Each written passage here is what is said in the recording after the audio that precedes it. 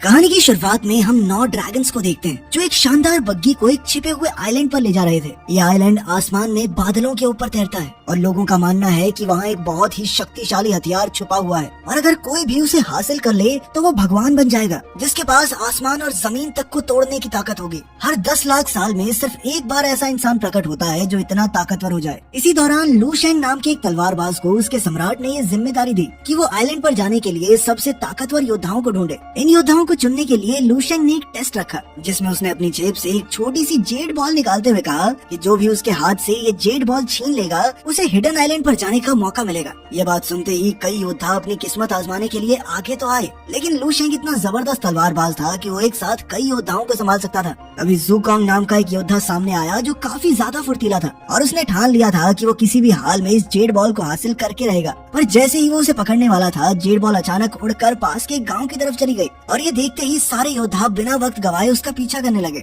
ज़ुकोंग पूरी रफ्तार से उस जेड बॉल की तरफ बढ़ रहा था, लेकिन जैसे ही वो उसे पकड़ने वाला था तभी एक और योद्धा ने उस पर हमला कर दिया। पर तभी उसने देखा कि एक बैलगाड़ी एक मासूम बच्चे को कुचलने ही वाली थी कि तभी ज़ुकोंग ने बिना सोचे समझे उस बच्चे को बचाने के लिए छलांग लगा दी। अब कुछ योद्धाओं को लग रहा था कि ज़ुकोंग ने जेड बॉल की जगह उस बच्चे को बचाकर बिल्कुल बेवकूफी वाला काम किया है, लेकिन असल में उसने बच्चे की मदद करने से पहले ही जेड बॉल को पकड़ लिया था। पर तभी यूकी नाम का एक दूसरा योद्धा इस लड़ाई में कूद गया। असल में यूकी के पास एक जादुई अंगूठी और कंगन थे जिनसे वो आसपास की चीजों को कंट्रोल कर सकता था। उसने अपनी शक्तियों का इस्तेमाल करके पीछे से ज़ुकोंग पर वार किया और जब वो अपना बचाव नहीं कर सका तो यूकी ने उससे जेड बॉल छीन ली। असल में लू शेंग सम्राट का दूसरा बेटा था। उसके बड़े भाई का नाम था लुओ और वो दोनों ही हमेशा सबसे ज्यादा ताकतवर बनने की होड़ में लगे रहते थे। वो दोनों भाई उस छिपे हुए आइलैंड पर जाने की तैयारी कर रहे थे, लेकिन उनके पिता सम्राट लू ने ड्रैगन स्वॉर्ड लुओ को दी क्योंकि उनके मुताबिक वो उसके ज्यादा काबिल था। उधर जब ज़ुकोंग बेहोश पड़ा था तो उसे अपना अतीत याद आने लगा। असल में वो अनाथ था जिसे एक बहुत ही नामी लोहार ने कुछ दूसरे अनाथ बच्चों के साथ पाला था।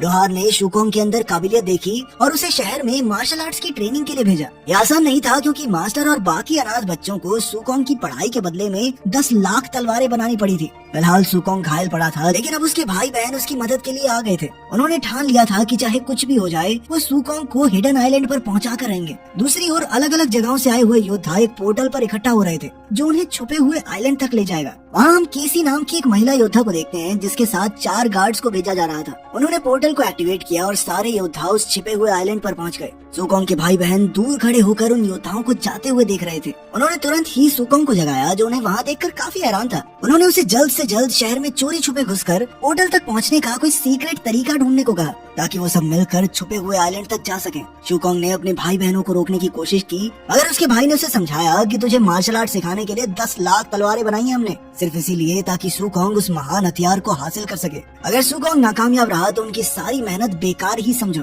इसलिए वो चोरी छिपे शहर में घुस ही गए। ज़ुकोंग किसी तरह पोर्टल तक पहुंच तो गया, लेकिन वहाँ मौजूद 2 गार्ड्स ने उसे कमजोर बताते हुए वहाँ से जाने को कहा।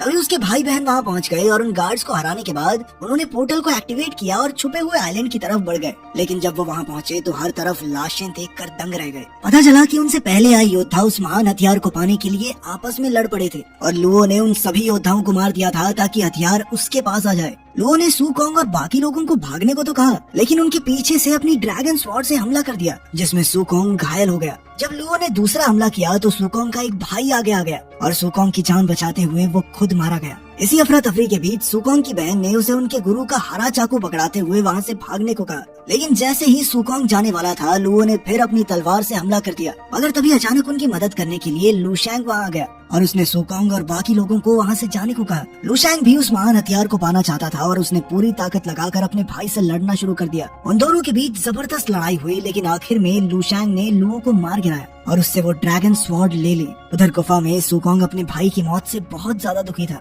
और अब उसे लग रहा था कि जो कुछ भी वो कर रहे थे सब बेकार निकला क्योंकि वो उस महान हथियार को कभी हासिल नहीं कर पाएंगे। लेकिन उस वक्त उसने वो हरा चाकू पकड़ा हुआ था और तभी अचानक उसे भविष्य की एक झलक दिखाई दी जहाँ उसने देखा कि धरती तबाह हो रही थी, जिस पर उसकी बहन शोशो ने उसे समझाया कि उनके मास्टर का ये हरा चाकू बहुत खास है। उसे एक मीटियोर के पत्थर से बनाया गया था और वो ज़ुकोंग को भविष्य दिखा सकती थी। उसने ज़ुकोंग को समझाने की बहुत कोशिश की कि उन्हें किसी भी हाल में आगे बढ़ना ही होगा क्योंकि अगर वो हथियार किसी गलत हाथ में पड़ गया तो अंजाम वैसा ही होगा जैसा उसने अभी देखा है। उनके मास्टर को सुकोंग में हमेशा कुछ खास दिखता था और इसी वजह से शोशो को उस पर पूरा यकीन था कि वो दुनिया को बचा सकता है। तभी सुकोंग के एक भाई ने डरते हुए बाकी लोगों को गुफा के अंदर पत्थर बने इंसानों के बारे में बताया और जैसे ही उसने एक हाथ को छुआ तो वो अपने आप हिलने लगा, जिसके बाद उन्हें पता चला कि वो कोई और नहीं बल्कि केसी थी। वो हाथ खुद ब खुद जाकर उसके शरीर से जुड़ गया और वो फिर से ठीक हो गई। ये देखकर सुकोंग और बाकी सभी काफी बुरी तरह घबरा गए और गुफा से बाहर भागे। उस वक्त बाहर बर्फ गिरने लगी और चारों ओर घना कोहरा छाया हुआ था कि तभी यूकी नाम का एक योद्धा चिल्लाता हुआ उनके पास आया और उन्हें जान बचाकर भागने को कहा।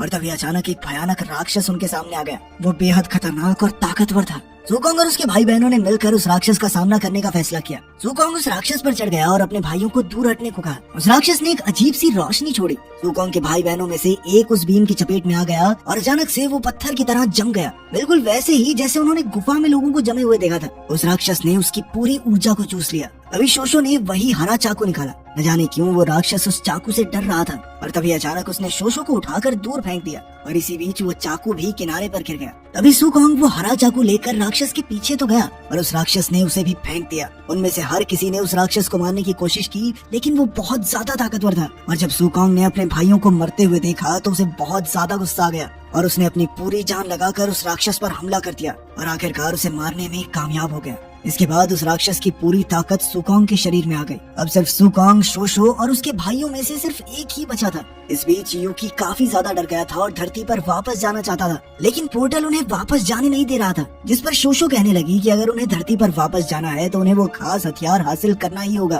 तभी उन्हें कुछ अजीब सी आवाजें सुनाई दी जो पास से ही आ रही थी। असल में ये केसी के साथ आए वो 4 योद्धा थे जिनके पास अदृश्य होने की ताकत थी और उन्हीं चारों ने सुकोंग और उसके साथियों को पकड़ लिया। जिसके बाद केसी उनके सामने आई। सुकोंग ने उसे समझाने की कोशिश की कि वो अकेले उस हथियार को नहीं पा सकेगी और अभी के लिए उन्हें साथ मिलकर काम करना चाहिए। उसकी ये बात सुनकर केसी ने अपने गार्ड्स को सुकोंग और बाकी लोगों को मारने से रोक दिया। तभी अचानक पहले की तरह ही और अजीबोगरीब जानवर आ गए और सभी लोग अपनी जान बचाकर भागने लगे। भले ही उनके पास इनविजिबल होने की ताकत थी, लेकिन फिर भी उन जानवरों ने केसी के 2 गार्ड्स को मार गिराया। तभी केसी ने एक दरवाजा खोला, लेकिन उसके आगे कोई रास्ता नहीं था, सिर्फ एक गोल पत्थर का प्लेटफॉर्म था जो खाई के ऊपर लटका हुआ था। उसी समय उन जानवरों में से एक ने अपना सीना खोलकर उन पर हमला किया, लेकिन तभी केसी के गार्ड ने सबको बचाने के लिए एक शील्ड बनाई, लेकिन फिर भी इस हमले की ताकत से वो सभी उस गोल पत्थर पर जा गिरे। अचानक वो पत्थर टूटने लगा, लेकिन सुकोंग अपने भाई बहनों को खोने के लिए तैयार नहीं था, इसीलिए उसने शोशो का हाथ पकड़ा और बाकी सबको भी अपनी ताकत से लपेट लिया और फिर उन्हें टेलीपोर्ट करके एक सुरक्षित जगह पर पहुंचा दिया।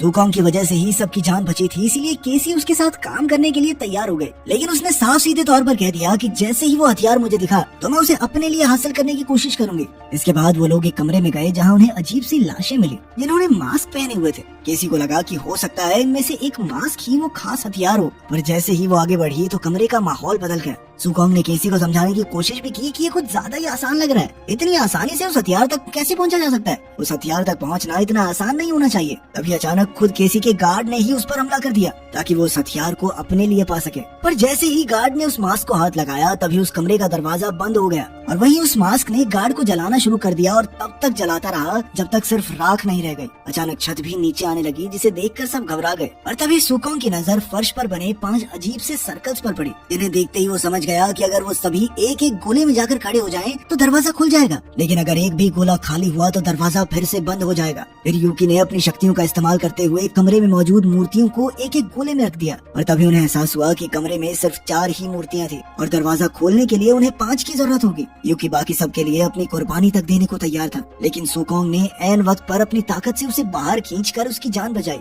सब शांत होने के बाद शोशो ने अपना हरा चाकू सुकोंग को दे दिया क्योंकि उसे लगा कि सुकोंग ही उसका असली हकदार है। इसी बीच केसी ने अपनी शक्तियों की मदद से अपने घाव ठीक किए। इसके बाद वो सभी लोग एक बहुत बड़े बंद दरवाजे के सामने खड़े थे जिस पर 3 चमकते हुए निशान थे। केसी ने बताया कि इस दरवाजे के पार ही उन्हें वो हथियार मिलेगा। अफवाह थी कि जो भी उस हथियार को हासिल कर ले बेहद ताकतवर बन जाएगा। उन्होंने दरवाजे को खोलने की जी तोड़ कोशिश की मगर कोई फायदा नहीं हुआ। तभी लूशैंग भी वहाँ पहुँच गया जिसने केसी के आखिरी बचे हुए गार्ड को भी मार दिया, जिसके बाद एक चमकता हुआ निशान बुझ गया। लूशैंग ने उन्हें बताया कि दरवाजा खोलने के लिए उन्हें 3 लोगों की बलि की जरूरत है और इसी वजह से उसने उन्हें पहले भागने दिया था क्योंकि लूशैंग उन्हें दरवाजा खोलने के लिए कुर्बानी के तौर पर इस्तेमाल करना चाहता था और उसे अभी भी 2 और लोगों को मारने की जरूरत थी। लुशैंग ने उन पर हमला किया, लेकिन फिर ऐन वक्त पर सुकोंग ने बीच में आकर शोशो, केसी और यूकी को बचा लिया। लेकिन दुख की बात ये थी कि लुशैंग ने उसके आखिरी बचे भाई को भी मार डाला और सुकोंग की लाख कोशिशों के बावजूद भी वो अपने भाई को बचा न सका। दरवाजा खोलने के लिए उन्हें अब भी एक बलि की जरूरत थी,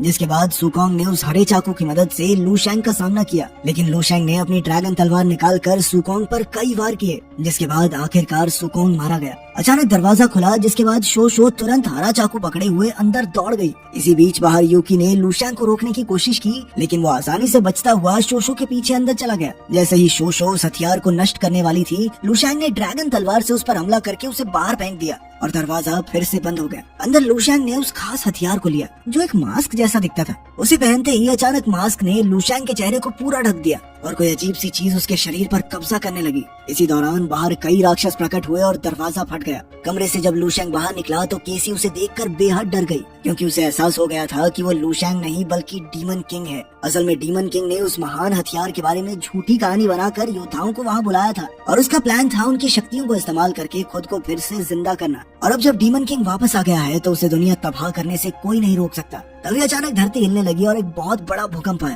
क्योंकि अब डीमन किंग अपनी शक्ति की मदद से इस हवा में तैर रहे आइलैंड को सीधा धरती पर गिराकर सबको खत्म करना चाहता है। लेकिन केसी समझ गई कि डीमन किंग की ताकत अभी पूरी तरह वापस नहीं आई है और इसीलिए उसने यूकी और शोशो को उसे बचाने के लिए कहा, क्योंकि अब वो अपनी आखिरी ताकत का इस्तेमाल करके सुकोंग को वापस जिंदा करने वाली थी। नीचे सम्राट लू और होली किंगडम के सभी योद्धाओं ने अपनी तलवार आसमान की ओर फेंक दी, जिसके बाद तलवारों ने मिलकर एक शील्ड बना दी। वहीं आइलैंड पर यूकी ने पत्थरों से एक शील्ड बनाई थी ताकि वो राक्षसों को दूर रख सके। वो अपनी बची हुई थोड़ी सी ताकत के साथ जूझ रहा था और आखिर में यूकी ने खुद को कुर्बान करते हुए सामने वाले पुल को ही उड़ा दिया। उधर केसी ने अपनी आत्मा सुकोंग को इस उम्मीद में दे दी कि वो वापस जिंदा होकर डीमन किंग से दुनिया को बचा सके। सुकोंग का दिल फिर से धड़कने लगा, पर उसे होश एक अजीब सी जगह पर आया। यहाँ एक रहस्यमयी आदमी पहले से ही मौजूद था, जिसने सुकोंग को बताया कि उसे दुनिया को बचाना ही होगा, क्योंकि अभी उसके मरने का वक्त नहीं आया है। सुकोंग के सवाल करने पर उस आवाज ने उसे बताया कि सिर्फ एक भगवान ही डीमन किंग को हरा सकता है। ये बात सुनकर सुकोंग उलझन में पड़ गया, क्योंकि हजारों सालों से कोई भगवान उनकी रक्षा करने नहीं आया था। अब तो उसे बस खुद पर भरोसा करने की जरूरत है। अचानक उस आदमी ने अपना चेहरा दिखाया और वो कोई और नहीं बल्कि फ्यूचर से आया हुआ सुकोंग ही था। इसके बाद उसने बताया कि 1000 साल बाद सुकोंग एक भगवान बनेगा और जो समस्याएं वो भी झेल रहा है उन्हीं से उसके शरीर में इतनी ताकत आई।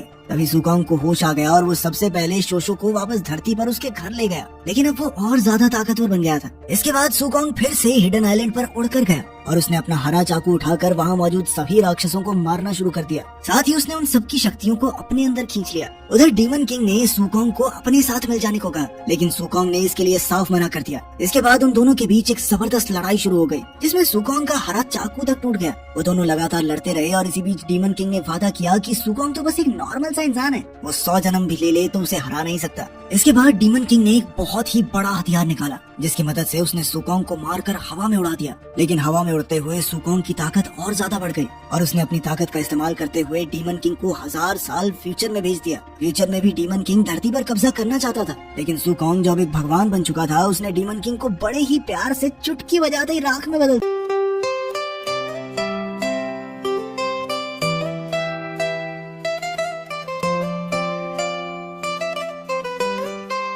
तू अखियां दे ना देने, तू दिल दे करीब या माही मेरे सूनिया, तू जान दे करीब या। तेरे बिना जिंदगी जीना वादा सौखा, एक पल तेरे बिना साली ना बनोखा, तेरे बिना दिल का धड़कन भी वादा सौखा।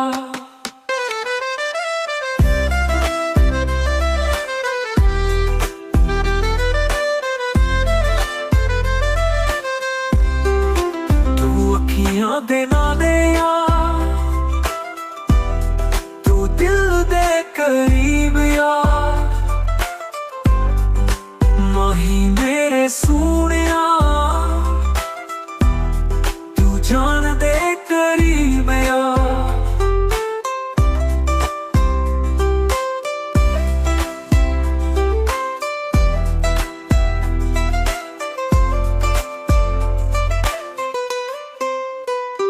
तेरे ਦੀ ਖੁਸ਼ਬੂ ਮੇਰੇ ਦਿਲ ਵਿੱਚ ਵੱਸਦੀ, ਤੇਰੇ ਪਿਆਰ ਦੀ ਯਾਦ ਮੈਨੂੰ ਪਲ ਪਲ ਦੱਸਦੀ। ਮੈਂ ਤੇਰੇ ਨਾਲ ਰਹਿਣਾ, ਤੇਰੇ ਨਾਲ ਹੀ ਮੈਂ ਜੀਣਾ, ਤੇਰੇ ਪਿਆਰ ਵਿੱਚ ਖੁਸ਼ ਰਹਿਣਾ, ਤੇਰੇ ਪਿਆਰ ਵਿੱਚ ਹੀ ਮੈਂ ਪਾਗਲ ਹੋ ਜਾਣਾ।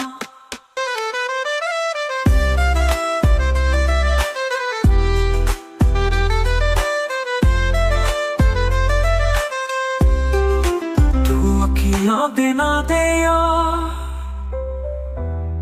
ਤੂੰ ਦਿਲ ਦੇ ਕਰੀਬ ਆ, ਮਾਹੀ ਮੇਰੇ ਸੋਹਣਿਆ,